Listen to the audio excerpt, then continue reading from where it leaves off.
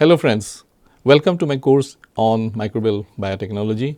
Today we are starting module number 3, and in this first lecture we will be discussing about the basic physiology of microorganisms. This lecture is divided into various sections, 4 sections.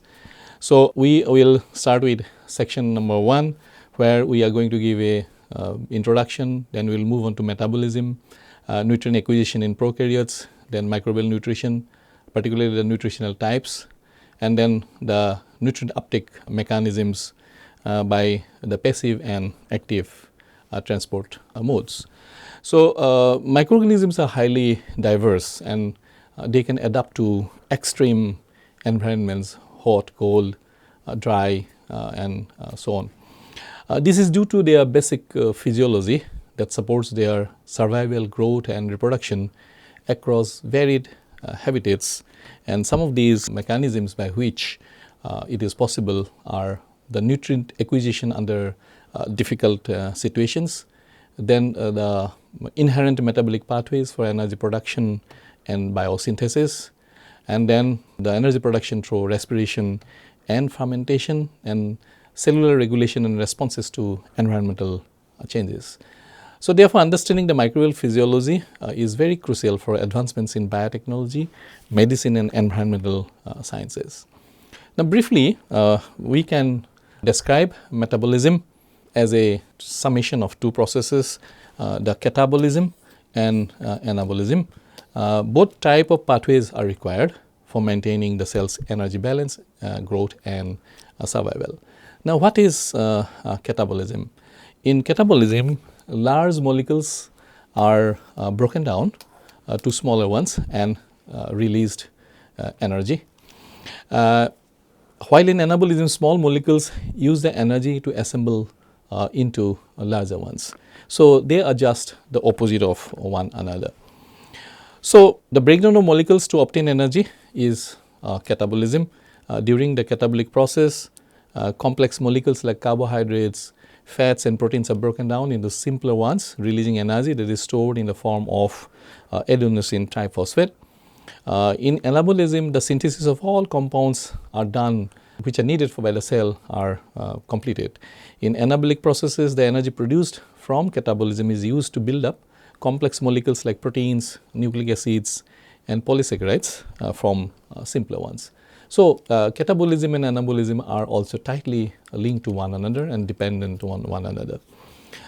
So, let us try to understand how the prokaryotes consume food or how they acquire nutrients. Unlike us, they do not have highly developed organs. In fact, they are unicellular. So, microorganisms have evolved the diverse mechanisms of nutrient uptake to efficiently capture and utilize nutrients from various sources. In addition to carbon, hydrogen, and oxygen, all organisms require sources of energy and electrons for growth.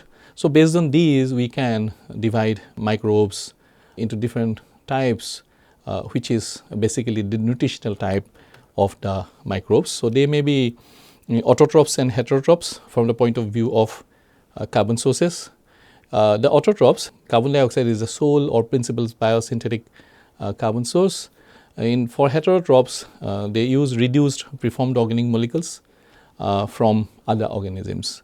So, when you look into the nutritional type from the point of view of energy, we can divide them into phototrophs that use light as their energy source, or they are divided into chemotrophs which obtain energy from the oxidation of chemical compounds, either organic or inorganic. From the electron source point of view, we can classify them as lithotrophs, which use reduced inorganic substances as their electron sources, or they may be organotrophs, those extract electrons from organic compounds. So, let us now look into the membrane transport mechanisms. Bacteria and archaea use various methods to obtain nutrients such as passive and facilitated diffusion, active transport, and specialized systems like ATP binding cassette transporters. One of the most important functions of the plasma membrane is to control the transport of molecules into and out of the cell. This control is essential to maintain internal conditions within a certain range despite any changes in the external environment, otherwise the organism will perish. Transport of molecules across the plasma membrane occurs in two ways. First way uses energy, and the other is without the use of energy. Let us focus on the pathway which do not use energy, that is known as passive transport, which may be further divided into simple diffusion, where diffusion across the lipid bilayer happens due to a gradient formation of nutrients concentration. And there is facilitated diffusion, where diffusion is facilitated by the presence of certain proteins or certain structures. Then we have the active transport, where we require the hydrolysis of ATP and it uses the proton motive force, and this can be primary active transport or secondary active transport. The primary one, the energy is utilized directly by ATP hydrolysis. In the secondary, energy is utilized indirectly in the form of proton motive forces. So, let us look into them one by one. For example, let us start with passive diffusion, which typically refers to the movement of molecules across a membrane from an area of high concentration to an area of low concentration, driven by the concentration gradient.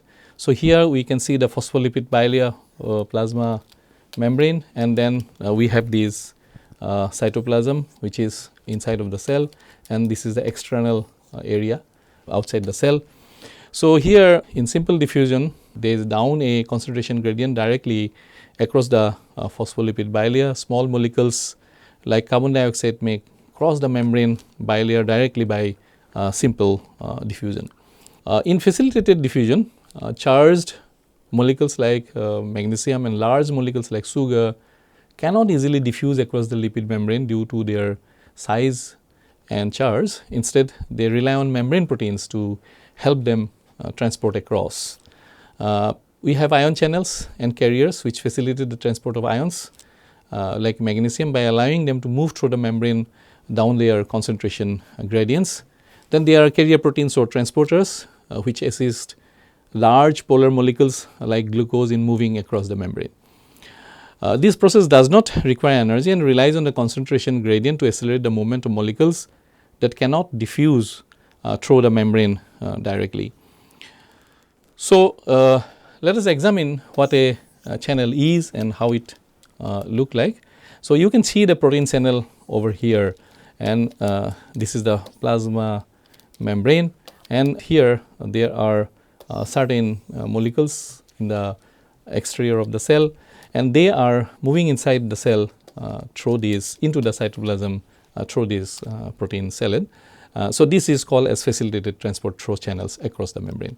So, from this figure you can see channels are basically membrane proteins with hydrophilic regions that create a hydrated opening, allowing rapid diffusion of specific substances across the membrane. They are having different functions. For example, they enable high speed transport, millions of molecules per second, and they may be gated or open. The open ones allow transport all the time, while the gated ones are regulating the movement of material inside. They may be voltage gated or they may be ligand gated. These channels are having specificity. They are selective, transporting only specific ions or molecules. Some examples are aquaporins that are specialized to allow the fast movement of water, essential for maintaining cellular water balance. Then we have the carriers. They basically bind to substances, triggering a change in shape to facilitate transport across the membrane, specific to a single substance, contributing to membrane selectivity. So, you can see here these carrier protein which is in the plasma membrane, and a particular molecule is binding to it, due to which there is a shape change, and these particular carrier finally delivers the molecule on the into the cytoplasm or inside of the cell. They have limitation in the number of carrier proteins and can affect the transport of necessary material for cell function. Carrier proteins work at a slower rate, 8,000 to million molecules per second. Both eukaryotic and prokaryotic cells use simple diffusion, facilitated diffusion, and active transport for substance movement across the membrane. However, eukaryotic cells have the unique ability to perform endocytosis, where the plasma membrane invaginates to form vesicles or vacuoles, allowing the uptake of large particles or molecules. This process is not found in prokaryotic cells. So, here in phagocytosis, you can see this is the plasma membrane, and these plasma membrane is forming a vacuole here. So, that from the outside of the cell, it can bring in the material by the process of phagocytosis. The cell membrane surrounds the particle and pinches off to form the vacuole, which is internalized along with the material. Then we have the pinocytosis.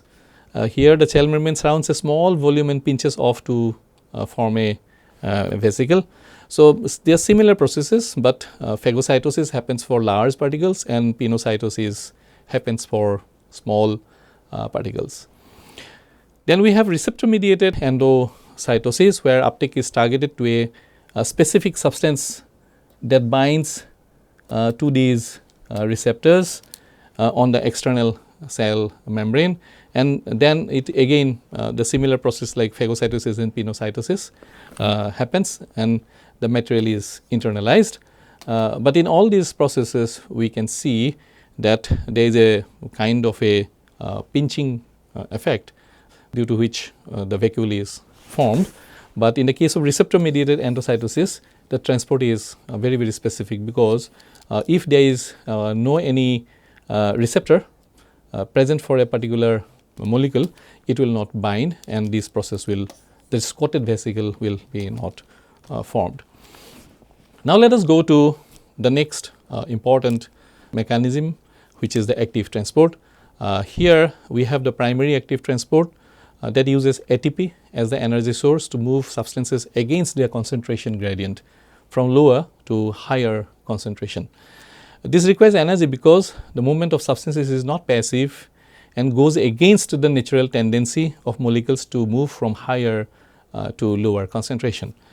Then we have the ABC or ATP binding cassette transporters. These are a large family of membrane proteins that use the energy from ATP hydrolysis to transport a wide range of substrates across cellular membranes. These transporters are found in all three domains of life: bacteria, archaea, and eukarya, highlighting their evolutionary conservation and essential role in cellular function. So, here we can see a ABC system or ATP binding cassette transporter system. These are protein complexes that use ATP hydrolysis to actively transport a variety of substances across cellular membranes. They are found in prokaryotes, eukaryotes, and archaea, and play a key role in nutrient uptake, toxin export, as well as drug resistance. These transporters are highly versatile, moving a wide range of substrates such as ions, sugars, amino acids, and peptides, and are essential for cell survival in challenging environments. So, you can see here in this ATP binding cassette the ATP binding region. So, here we can see a plasma membrane, and then this is the ATP binding cassette transporter, and this is the ATP binding region, and this is the substrate. This is a substrate binding protein. The substrate binding protein binds to the protein, and then it interacts with the carrier protein, and you can see the substrate is transported inside. And because of the ATP binding over here, there is a conformational change which facilitates the transport of the substrate from the external area of the environment of the cell to the internal cytoplasm. So, basically ATP binding region binds ATP and hydrolyzes it to ADP plus inorganic phosphate. The energy released from ATP hydrolysis is used to drive the transport of the substances. The substrate binding protein binds to the specific substances that is being transported and ferries it to the membrane spanning proteins. Let us now discuss about the secondary active transport. Before that, let us understand some figure as you can see here. Here basically we have a protein, we call it as a uniporter, and these allows the movement of substance or molecule only in one direction, and it allows only the movement of a single species at a particular point of time. Then we have the symporters, where two molecules which are unrelated move together, and their movement may be often coupled.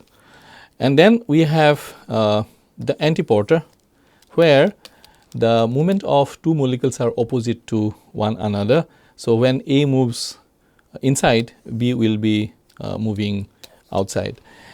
So, now the secondary active transport relies on energy from a proton motive force, which is created by electron transport processes. Protons accumulate outside the cell, creating a gradient. Simple transport involves uniport, where single substances are allowed to move in one direction. Then we have the symport, two substances move in the same direction, and antiport, where two substances moves in the opposite direction. This is facilitated by the specific protein porters, which we discussed just a few seconds ago. Then there we have the group translocation, which is a specialized form of active transport that uses energy from an energy rich organic compound instead of ATP. Unlike simple diffusion in ABC transporters, group translocation involves chemically modifying the transported substance during its transport across the membrane. So, here we have these glucose, and you can see here an enzyme, and then the high energy phosphate from PEP you can see over here. So, these diagram basically shows the schematic of group translocation. So, one of the best studied example is the phosphoenol pyruvate sugar phosphotransferase system, which uses energy from PEP. In this system, a phosphate group is transferred from PEP to the incoming sugar molecule.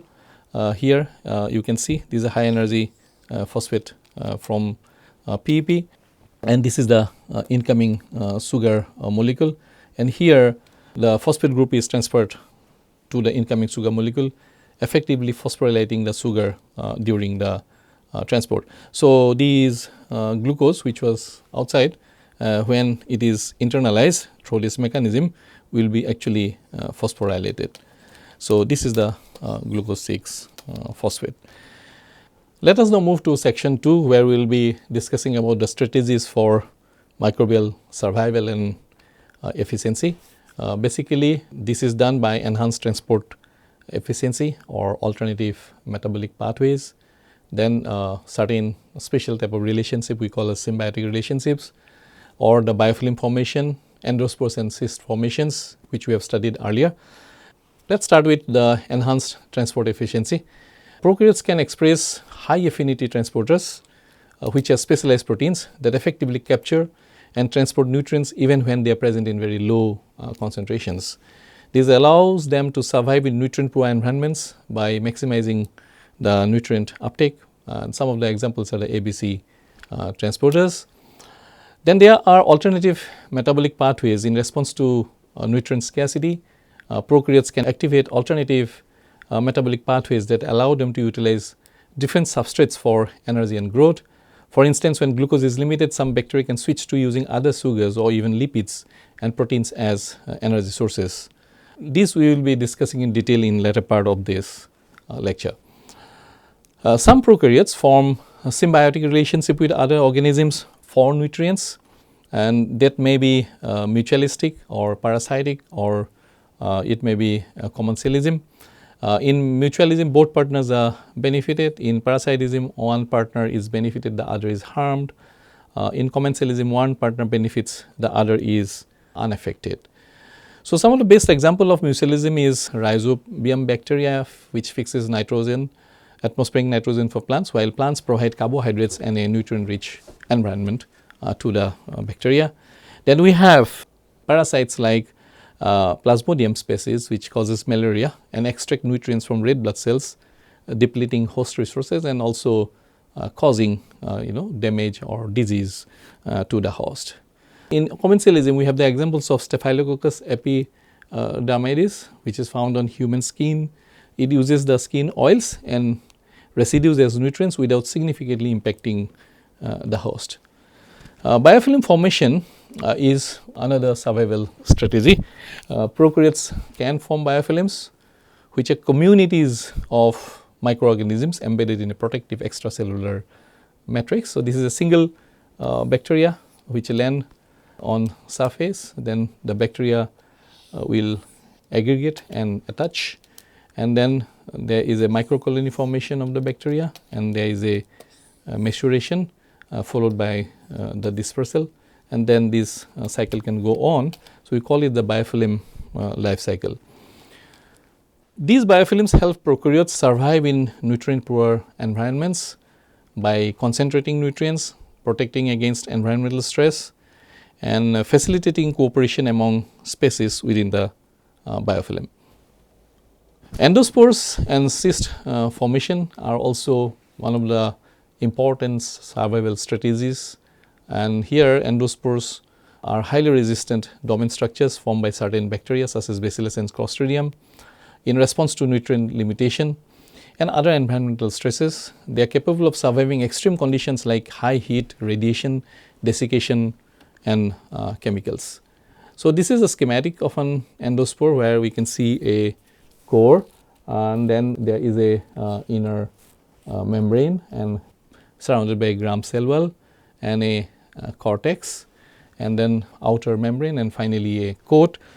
These endospores can remain dormant for extended periods and can reactivate, that is germinate, when favorable conditions such as the availability of nutrients are restored.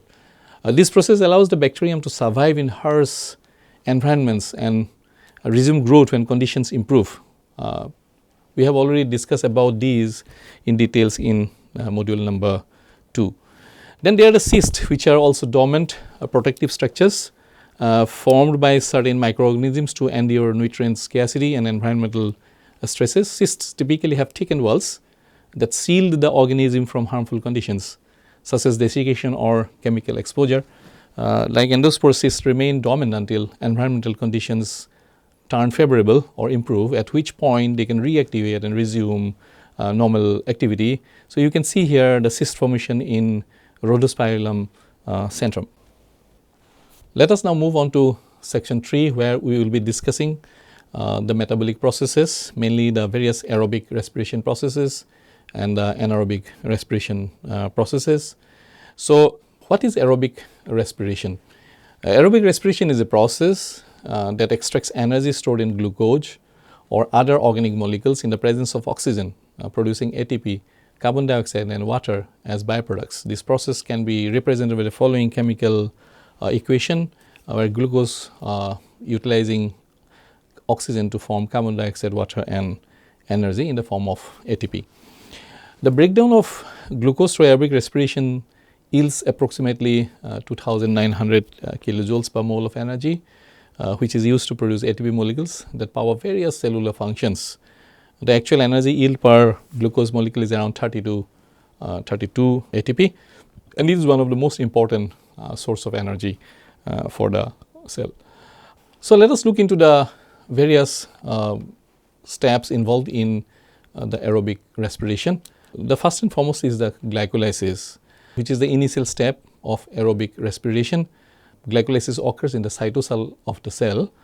During this process, glucose molecules are converted to pyruvate, resulting in the formation of 2 ATP and 2 NADH molecules, which are later utilized in aerobic respiration. Then we have the Krebs cycle. During this stage, oxaloacetate combines with acetyl coenzyme A to generate citric acid, a series of reactions resulting in the production of two molecules of carbon dioxide, one molecule of ATP and a reduced form of NADH and FADH happens. Then in the final step of aerobic respiration is the electron transport chain. In this phase, a significant amount of ATP is generated through the transfer of electrons from NADH and FADH. A molecule of glucose yields a total of 34 ATP molecules.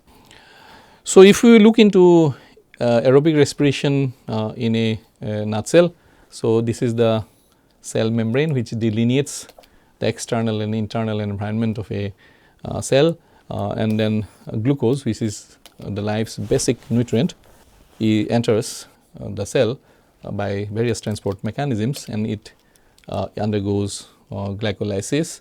The energy handling process for all of life forms have many common elements.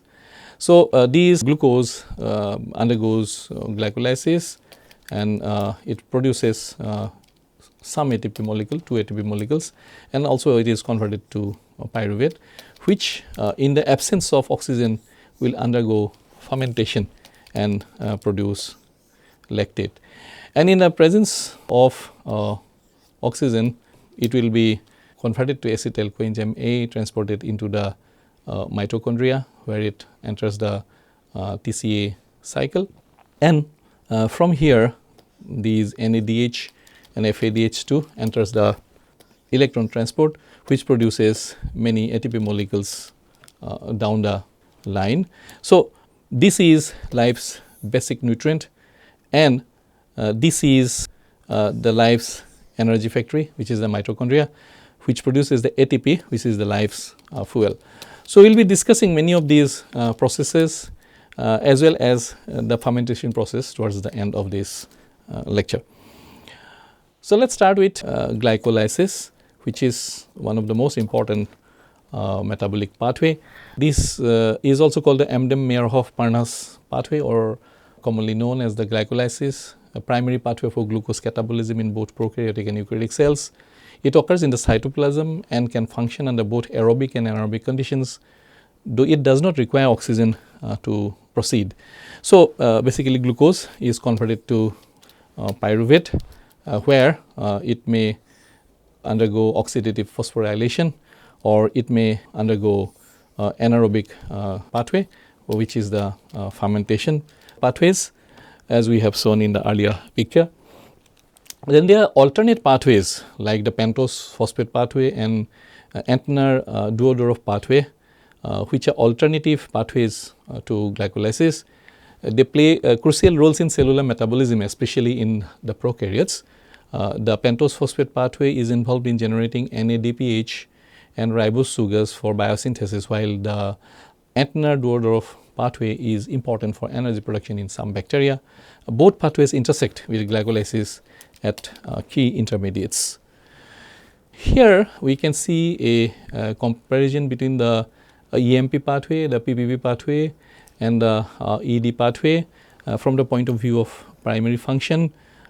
The EMP pathway, the breakdown of glucose to produce ATP, NADH and pyruvate. In PPP, it generates NADPH and ribose 5-phosphate for biosynthesis. In ED, this is an alternative glucose breakdown pathway which produces ATP, NADPH and pyruvate. The EMP pathway is common in both prokaryotes and eukaryotes. PPP pathway also found in both prokaryotes and eukaryotes. ED pathway found mostly in prokaryotes like Pseudomonas and Enterococcus. Then the key products of EMP pathway, we have 2 ATP, 2 NADH, 2 pyruvate per glucose. The key product of PPP is 2 NADPH, ribose 5-phosphate and intermediates for biosynthesis. Then we have the products of ED pathway, 1 ATP, 1 NADPH, 1 NADH, 2 pyruvate per glucose. The metabolic role played by the EMP pathway, energy production and precursor for biosynthesis. In PPP, it is biosynthesis of nucleotides and amino acids. In ED pathway, it is energy production and precursor for biosynthesis. The significance of EMP pathway is it is a primary glycolytic pathway in most organisms. PPP provides precursors for nucleotides in biosynthesis and reducing power. And ED here, it is used by bacteria that lack certain enzymes for the EMP pathway. Why the alternative pathways are important? It is important from the point of view of adaptability. Both the PPP and ED pathways can intersect with glycolysis, feeding intermediates into or out of the glycolysis depending on the cell's metabolic needs.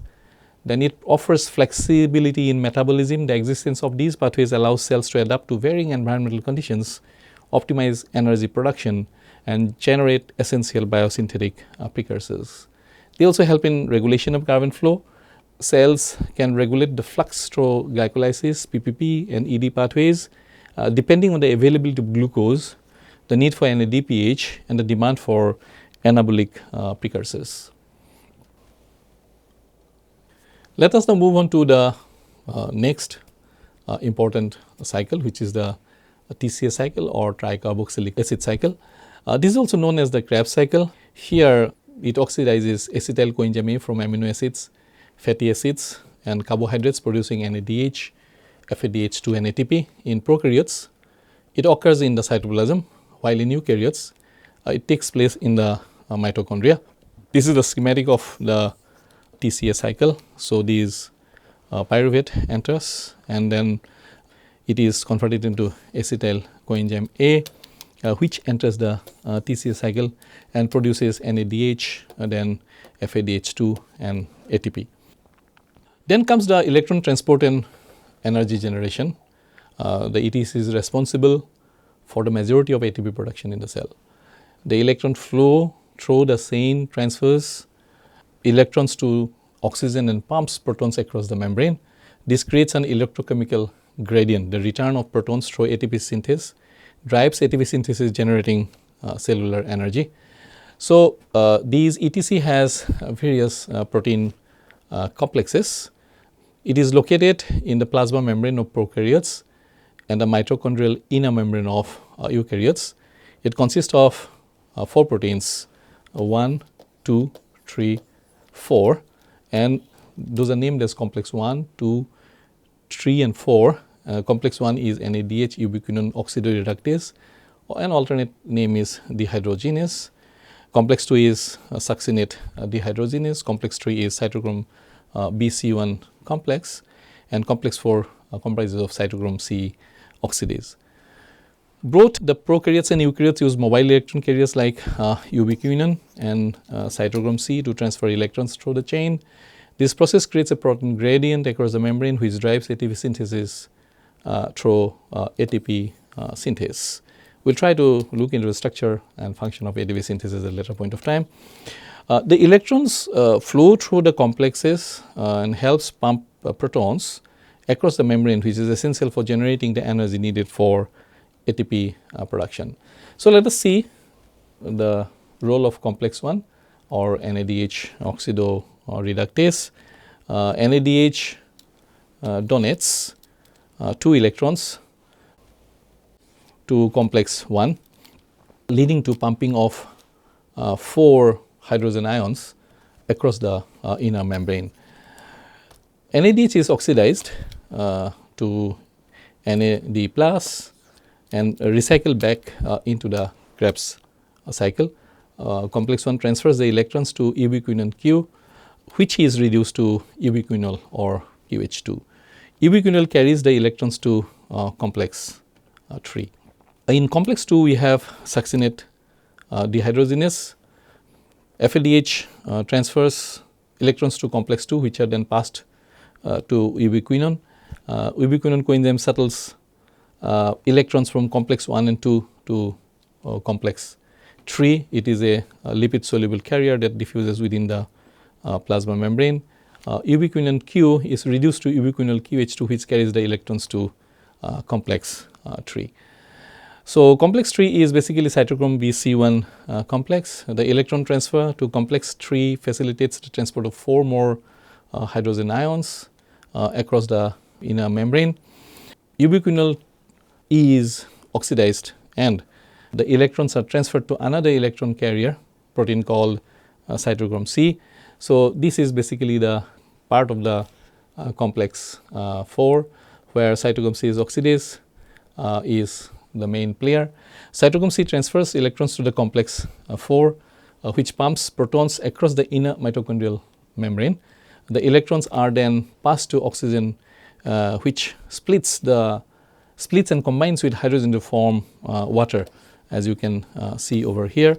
This process is crucial for continuation of the electron transport chain and for cellular energy production.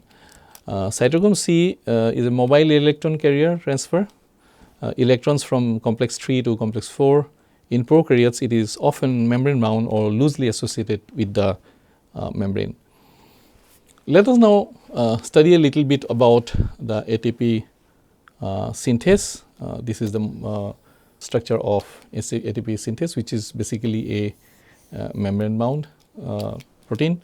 So, this is the membrane and this is the cytoplasmic side and this is the external side. Okay. Now, ATP synthase is a membrane bound enzyme complex that synthesizes ATP from ADP and inorganic phosphate using energy from a proton gradient. In eukaryotes, it is located in the inner mitochondrial membrane, while in prokaryotes, it is found in the plasma membrane. ATP synthase functions as a molecular motor, playing a crucial role in cellular energy production. Let us now discuss briefly about anaerobic respiration. Anaerobic respiration occurs in the absence of oxygen, where microorganisms are forced to use alternative terminal electron acceptors, and those acceptors may be nitrate, sulfur, sulfate or carbonate, and through these they generate energy. While anaerobic respiration is less efficient than aerobic respiration, it allows organisms to survive and produce energy in oxygen depleted environments. So, based on the terminal electron acceptors, these anaerobic respiration can be named as nitrate respiration, where nitrate is used as the terminal electron acceptor, or it may be sulfate respiration, where sulfate serves as the electron acceptor, or sulfur respiration, where sulfur is reduced to hydrogen sulfide. Then it may be carbonate respiration, where carbonate is used as the electron acceptor. Then we have other terminal electron acceptors. In case of certain bacteria, they can also use ferric iron or manganese and various other organic compounds, example humic substances, as terminal electron acceptors in anaerobic respiration. Now, let us move to the last section of this lecture, which is the fermentation.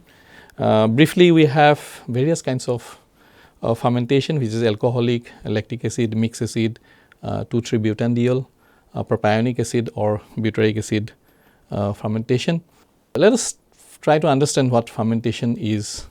Basically, when respiration is not possible, organisms must use fermentation to regenerate NAD+, which is required for further catabolism.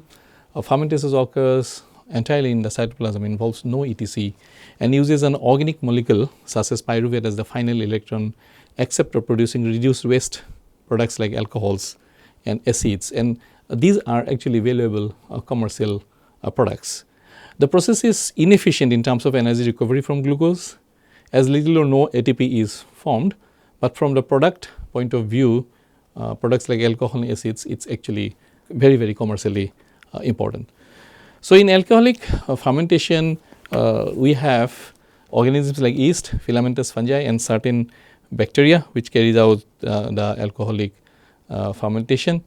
So, here you can see glucose is getting converted to ethanol in the presence of 2 ADP and 2 inorganic phosphate, and also producing carbon dioxide in the process. ATP is also produced here overall, but this ATP is not produced during the fermentative step. It was actually produced early in the glycolysis phase, where glucose was broken down. This is basically a 2-step process. Pyruvate from the EMP pathway or ED pathway in Gymnomonas is decarboxylated to acetaldehyde. NAD+ is regenerated during the reduction of acetaldehyde to ethanol.